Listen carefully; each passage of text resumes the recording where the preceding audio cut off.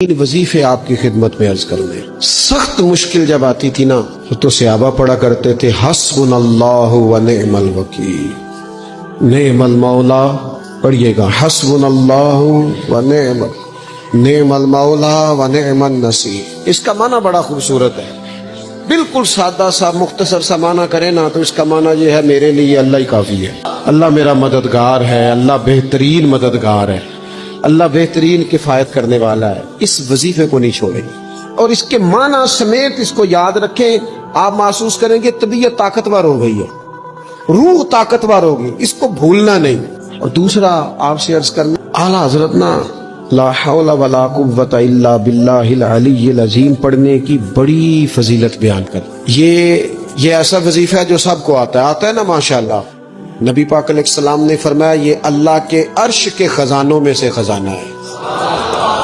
اعلیٰ حضرت فرماتے ہیں 99 دفعہ پڑھو لا حول ولا قوت الا باللہ العلی العظیم، فرمایا اللہ تعالیٰ تمہیں 99 بیماریوں سے شفا دے گا، اور اس میں سب سے چھوٹی بیماری ٹینشن کی بیماری ہے، سب سے چھوٹی بیماری غم کی بیماری ہے، چھوٹی، باقی بڑی بڑی ہوں گی۔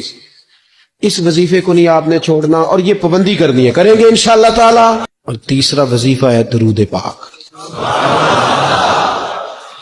یہ بندہ درود پاک پڑھتا ہے تو پتہ ہوتا کیا ہے، ایک بار پڑھو تو 10 رحمتیں، 2 بار پڑھو تو 3 بار پڑھو تو 4 دفعہ پڑھو تو پھر تو چاروں جانب رحمت ہی رحمت ہو جاتی ہے۔ درود پاک کو کبھی نہ چھوڑو اپنی زندگی میں۔ آج آپ اپنے آپ سے عہد کریں، کوئی رات ایسی نہ گزرے کہ درود پاک پڑھے بغیر ہمیں نیند آ جائے۔